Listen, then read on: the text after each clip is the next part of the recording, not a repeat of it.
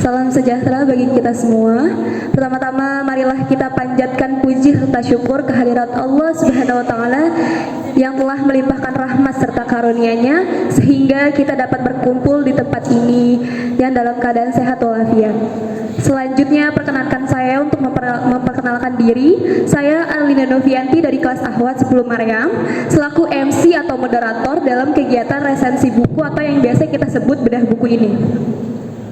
Karena sebelumnya MC dari Ikhwan Humor ya, izinkan saya di sini sebagai MC yang serius atau sebagaimana saya orang introvert ya. Bercanda. Oke, tanpa aba-aba izinkan saya berpantun sedikit di pagi hari yang cerah ini. Silih berganti mencari kabar, tak lupa membawa gitar. Wahai kawanku semua, apa kabar?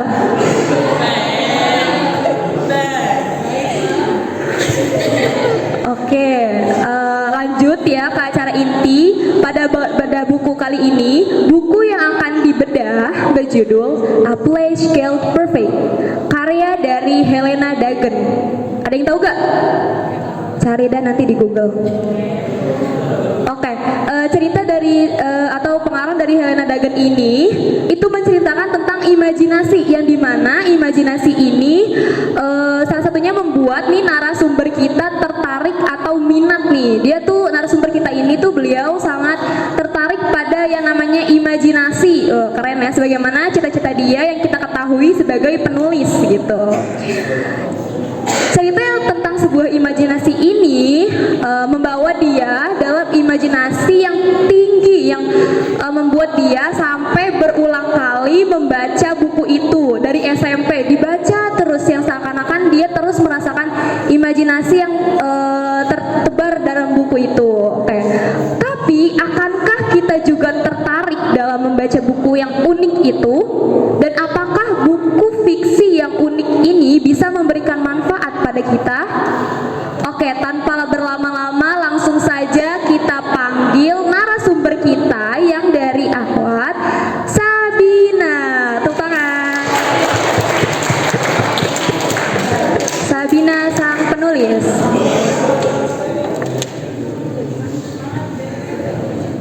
Assalamualaikum warahmatullahi wabarakatuh. Ya, di kesempatan hari ini saya akan membahas buku berjudul A Place Called Perfect, karya Helena Dagen. Buku ini pertama kali diterbitkan tahun 2012 dan pertama kali dicetak di Indonesia tahun 2020. Penerbitnya adalah Buana Ilmu Sastra. Jumlah halamannya itu 348 halaman dengan ketebalan 2 cm. Yang membuat aku tertarik sama buku ini tuh sebenarnya awalnya tuh covernya ya. Soalnya aku suka tipe cover-cover yang kayak gini gitu. Terus sama di belakang itu ada tulisan manusia tidak ada artinya tanpa imajinasi. Itu buat aku kayak oke, aku mau baca ini. Terus poin bonus di sini itu ada. Nih di sini tuh ada petanya gitu tentang kota perfectnya. Jadi kayak kalau kita baca, kebetulan tokoh utama kita itu sering pindah-pindah lokasi ya. Jadi kayak kita kalau baca bisa sambil ngebayangin benar-benar gimana sih dia lagi ada di mana sekarang gitu-gitu. Mulai perkenalan tokoh-tokohnya ya. Di dalam sini itu tokoh utama kita seorang anak perempuan namanya Violet Brown. Dia itu berusia 10 tahun. Dia itu tokoh utama kita ini ceritanya harus pindah ke kota perfect ini karena pekerjaan ayahnya. Lalu selanjutnya ada Boy, seorang anak laki-laki berusia 12 tahun. Dia anak panti asuhan di wilayah tidak bertuan. Dia tuh anaknya tuh pintar, pemberani, tapi dia itu agak bandel. Terus ada si kembar Archer, George sama Edward Archer. Mereka itu yang punya kota perfect ini, jadi mereka tuh sangat dihormati di sana. Mereka tuh juga sangat amat cerdas, tapi mereka tuh licik. Lalu terakhir ada William Archer, merupakan adik dari si kembar Archer. Seperti kakaknya, mereka tuh juga sangat cerdas. Namun berbeda dengan kakaknya yang licik, dia itu orangnya bijak. Oke, kita mulai dari ceritanya ya. Kita langsung masuk ke ceritanya. Jadi, ceritanya itu berawal dari si Violet. Si Violet ini, dia itu harus pindah ke kota perfect ini karena karena ayahnya itu seorang dokter mata terkenal dan dibutuhkan di si kota perfect ini. Di kota perfect itu seperti namanya, emang kotanya tuh sempurna, segala sesuatunya tuh lingkungannya rapi, bersih, terus orang-orangnya tuh juga mempunyai karakteristik yang sangat sempurna. Terus di kota itu tuh juga ada teh spesial, mereka tuh memproduksinya sendiri. Teh itu tuh wajib diminum oleh semua warga perfect, dari pagi, sore, malam itu mereka harus minum itu. Tapi tehnya tuh nggak bikin enak karena kayak misalnya kita mau minum Coca-Cola nih, terus kita minum teh itu, jadi rasa tehnya tuh jadi kayak Coca-Cola, jadi kita gak bakal pernah bosen. Terus tapi ada satu kekurangan di kota itu, kayak kalau kita tinggal di kota itu, gak lama kita akan menjadi buta dan butuh kacamata khusus untuk dapat melihat. Kacamata itu nih yang kayak gini, dia warnanya seperti ini.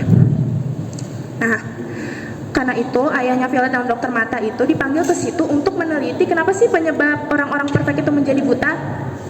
Nah, selama tinggal di situ, Violet itu merasa hal-hal itu menjadi kayak aneh gitu, mulai dari si kembar Archer ini yang membuat dia merasa tidak nyaman, lalu ibunya yang sifatnya perlahan-lahan mulai berubah, lalu ayahnya yang mulai jarang pulang ke rumah, sampai dia mendengar suara-suara orang yang gak dia lihat wujudnya itu siapa yang ngomong.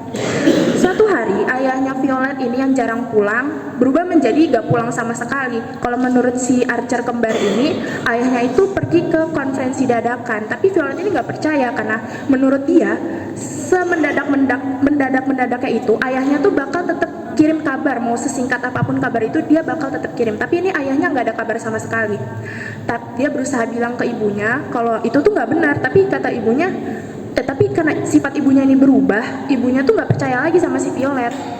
Lalu suatu waktu dia menemukan ada kotak kacamata di kamarnya dia. Kotak kacamata beda sama kacamata yang biasa dia pakai ini, yang biasa semua orang pakai. Dia buka kotaknya, ternyata kacamata itu terbuat dari kayu, beda dari kacamata perfect yang sebenarnya tuh terbuat dari emas gitu. Terus karena dia penasaran, dia coba pakai. Saat dia pakai, tiba-tiba dia melihat ada sosok anak laki-laki di kamarnya dia. Dia kaget dong. Ternyata anak laki-laki itu merupakan si sosok dari suara yang nggak pernah dia dengar ini. Nggak pernah dia lihat ini. Lalu dari si anak laki-laki ini, dia memperkenalkan dirinya, nama dia Boy. Nah, si Boy ini memberitahu bahwa di belakang kota perfect itu kan ada tembok penghalang yang sangat tinggi. Nah, di balik tembok itu ada pemukiman namanya wilayah tidak bertuan. Wilayah tidak bertuan itu isinya orang-orang perfect yang dibuang ke situ. Dan anehnya setiap orang perfect yang dibuang di situ, si penduduk perfect ini nggak bakal ingat lagi sama si orang ini. Misalnya si A ini awalnya tinggal di perfect, terus dibuang ke wilayah tidak bertuan. Mendadak orang-orang di kota perfect itu tuh nggak pernah ingat ada orang yang namanya si A ini. Tapi si Boy ini dia tuh kayak lahir di kota perfect gitu. Dia tuh dari kecil udah ada di situ, jadi dia nggak pernah tahu sebenarnya di kota perfect, di wilayah tidak bertuan. Jadi dia tuh nggak tahu orang tuanya itu sebenarnya ada atau enggak sih. Nah, dari si Boy itu dia juga tahu bahwa ada penjaga-penjaga namanya tuh para kamtip. Itu tuh tugasnya tuh patroli di sekitar situ untuk menjaga orang-orang wilayah tidak bertuan ini tuh nggak keluar dari wilayahnya sendiri. Nah, akhirnya si Boy ini ngajak Violet untuk berkeliling-keliling wilayah tidak bertuan, diajak ke situ. Dan dari situ mereka berdua tuh mulai jadi berteman dekat. Singkat cerita, karena ayahnya Violet ini tuh emang gak pulang-pulang, sama keadaan-keadaan juga jadi semakin aneh menurut Violet. Akhirnya Violet dan Boy ini berusaha untuk menyelidiki sebenarnya apa sih yang terjadi sama kota perfect ini, dan ayahnya Violet itu sebenarnya diapain. Akhirnya mereka mulailah penyelidikan mereka. Penyelidikan mereka itu pertama mereka menemukan ada toples-toples, isinya itu cahaya-cahaya, dan setiap toplesnya itu ada tulisan setiap nama orang-orang perfect dan tanggal. Ternyata cahaya-cahaya itu tuh merupakan imajinasi yang diambil sama kamtip-kamtip itu setiap malam, gunanya agar kepala-kepala orang-orang perfect ini tuh kosong dan menjadi agak sedikit bodoh gitu. Lalu di situ mereka meneruskan perjalanan dan sampailah mereka di perumahan hantu, ya di perumahan berhantu. Di situ mereka menemukan ada bunga-bunga yang ada bola matanya. Coba balik. Nih, bunga-bunga itu ada bola matanya gini. Terus kayak mereka tuh hidup gitu, jadi bisa ngelirik kanan kiri gitu. Nah di situ di salah satu rumah di perumahan berhantu situ kan, itu kan perumahannya kosong ya, kayak proyek yang gagal gitu. Mereka ngelihat ada ayahnya lagi kayak ditawan sama si kembar Archer ini, tapi mereka nggak sempat nyelamatin karena ternyata si bunga ini tuh bisa teriak. Terus si kamtip-kamtipnya itu tuh nemuin si Violet sama Boy ini, dikejarlah mereka. Akhirnya Boy sama Violet ini tuh bersembunyi di salah satu rumah di wilayah tidak bertuan. Nah, di situ rumah itu ternyata dimiliki oleh si William Archer ini. Dan akhirnya di situ mereka bertukar cerita dan mereka menemukan bahwa ternyata alasan mengapa si penduduk perfect ini tuh bisa buta karena teh yang mereka minum setiap hari ini. Jadi sama si kembar Archer itu tehnya sudah dimodifikasi sekian rupa agar membuat mata kita buta. Dan kacamatanya itu sudah dibuat oleh si kembar Archer ini agar semua yang kita lihat itu menjadi sempurna. Kayak sebenarnya rumah-rumah yang di situ tuh udah compang-camping segala macam, tapi karena mereka pakai kacamata itu kelihatan tuh kayak wah rumahnya masih bagus nih, masih rapi. Terus sama karena pikiran mereka itu udah kosong, udah karena imajinasinya diambil itu, si George sama Edward Archer ini tuh bisa kayak secara tidak langsung tuh mengendalikan mereka melalui kacamata ini. Nah tapi karena si kacamatanya ini tuh kan kalau dicopot berarti pengaruhnya hilang. Nah makanya si ayahnya Violet ini ditahan, dibuat bunga mata ini, bola mata ini buat gantiin bola mata si penduduk itu biar dikendaliinnya tuh lebih gampang. Nah mulai dari situ mereka tuh akhirnya membuat sebuah rencana untuk mengembalikan kota perfect ini menjadi kota yang normal selayaknya kota umum lagi kan, gak ada yang harus pakai kacamata apa segala macem. Akhirnya karena kebetulan si William Archer itu kan emang pinter, jadi dia tuh udah pernah buat alat untuk mengembalikan imajinasi orang-orang ini aja. Akhirnya mereka terus si William Archer tuh kayak punya semacam obat penawar untuk tehnya. Jadi si Boy sama Violet ini tuh pertama pergi ke pabrik untuk menetralkan teh-teh itu biar orang-orang ini tuh jadi kebutaannya tuh bisa hilang. Terus dari alat-alat itu biar imajinasi bisa balik kan, kita kan otomatis butuh si toples imajinasinya itu kan. Jadi mereka dibantu sama anak-anak panti asuhan itu pergilah ngambil toples-toples itu untuk mengembalikan pertama imajinasi dari orang tua anak-anak panti itu, biar pas orang tuanya sadar bisa ngelihat anaknya langsung kayak oh anakku gitu. Terus akhirnya mereka jalaninlah rencana itu semua, walaupun ya namanya rencana itu kan tidak semulus itu ya, jadi emang ada halangan-halangannya, banyak rintangan-rintangannya, tapi akhirnya mereka berhasil untuk mengembalikan sebagian ingatan-ingatan para penduduk kota perfect ini. Lalu akhirnya mereka merencanakan pemberontakan, mereka berontak segala macam, terjadi kericuhan di kota perfect itu. Akhirnya si George itu berhasil ketangkep, namun Edward ini tuh entah bagaimana caranya dia bisa hilang tanpa jejak. Tapi ya karena dia hilang tanpa jejak ya udahlah George aja yang ditangkap gitu. Akhirnya mereka berhasil lah, si orang-orang dari kota perfect itu bisa ingat kembali keluarga-keluarganya di wilayah tidak bertuan. Dan akhirnya Boy juga menemukan identitas dari orang tuanya. Mau tahu nggak? Boleh. Jadi orang tua si Boy ini tuh sebenarnya ibunya itu salah satu tawanan dari George sama Edward ini, namanya Makula. Terus ayahnya si Boy ini ternyata tuh William Archer itu sendiri. Ternyata emang ayahnya sendiri itu. Jadi dia akhirnya bereuni kembali sama keluarganya. Terus tembok penghalangnya itu akhirnya dihancurin untuk sebagai simbol bahwa kota mereka tuh udah bersatu kembali. Dan akhirnya mereka hidup normal deh untuk saat ini mereka hidup normal. Udah.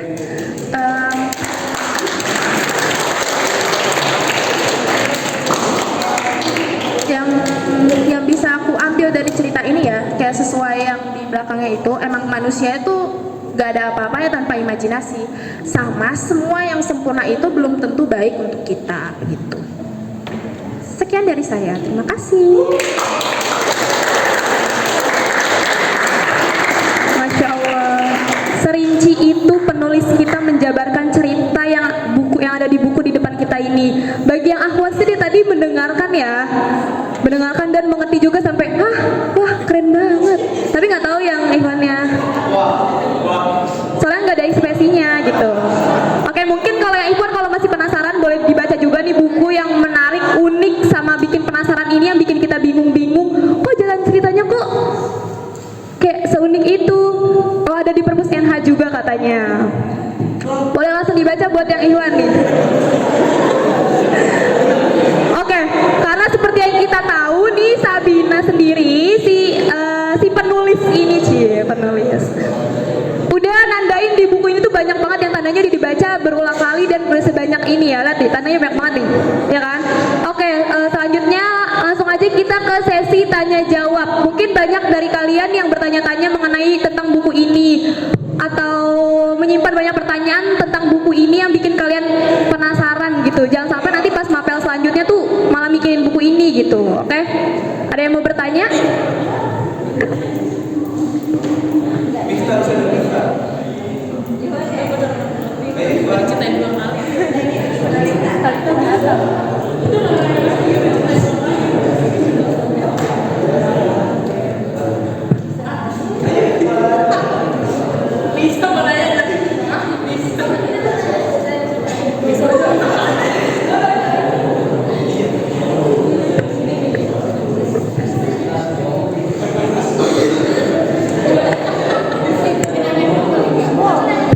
Boleh nggak aku nanya ya?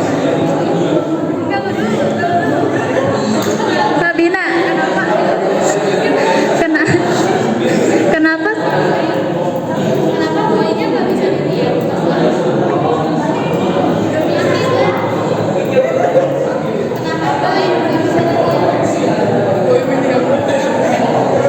Assalamualaikum warahmatullahi wabarakatuh. Sabina, aku mau nanya kenapa pas awal boynya nggak bisa dilihat? Assalamualaikum warahmatullahi wabarakatuh. Curhat dong, Bu.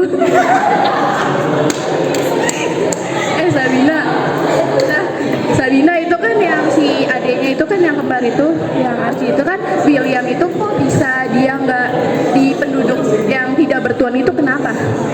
Oke, makasih.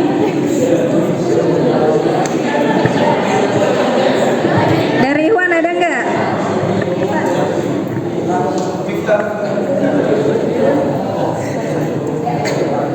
Ya, oke. Pertama menjawab pertanyaan dari Lune, kenapa si Boy itu gak kelihatan? Jadi sama si George sama Edward Archer ini tuh emang dari kacamata mereka itu disetting kan, dikendalikan sama mereka. Jadi dikendalikan orang-orang wilayah tidak bertuan itu tanpa kasat mata gitu. Cuma suara-suara mereka kedengeran, makanya mereka dikurung di wilayah tidak bertuan biar gak mengganggu aktivitas orang-orang di kota perfect. Sama sebenarnya si kamtip-kamtip ini tuh juga agak kelihatan. Jadi makanya pas si Violet pakai kacamata yang lain itu baru dia bisa melihat orang-orang itu. Terus menjawab pertanyaan dari Nisa, kenapa si William Archer itu dikurung di wilayah tidak bertuan? Karena pas pertama si George sama Edward Archer itu bikin rencana untuk membuat kota itu menjadi sempurna, si William ini tuh nggak terima. Dia akhirnya ngerencanain pemberontakan dan akhirnya dia untuk mencegah pemberontakan itu si William itu dikurung di wilayah tidak bertuan, begitu. Dah cukup. Oke. Terima kasih. Oke, mungkin gak expect ya jawaban Sabina sebegini lengkap ya. Mungkin aku pikir kenapa William gak ada. William lagi syuting, Boy William. Yang Ikhwan ada yang mau bertanya gak? Terus mungkin kalau misal William ya yang dikurung juga, mungkin lagi COVID. Yang Ikhwan ada yang mau bertanya? Sabil.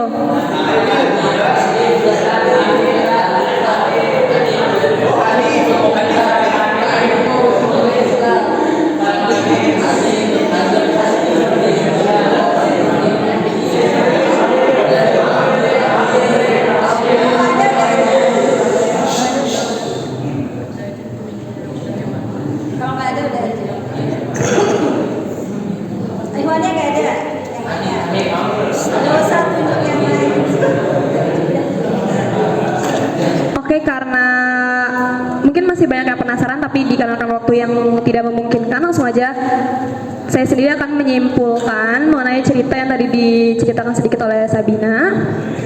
Kesimpulannya, manusia tidak ada artinya tanpa imajinasi. Itu yang bakal kita dapat, artinya kita harus terus berimajinasi. Namun, imajinasi layaknya pandangan yang berbeda-beda. Jadi jangan menjadi atau merasa beda serta kurang, karena manusia tidak ada yang sempurna, dan yang sempurna belum tentu baik. Aku ada satu pantun yang menjuru banget ke kesimpulannya Sabina.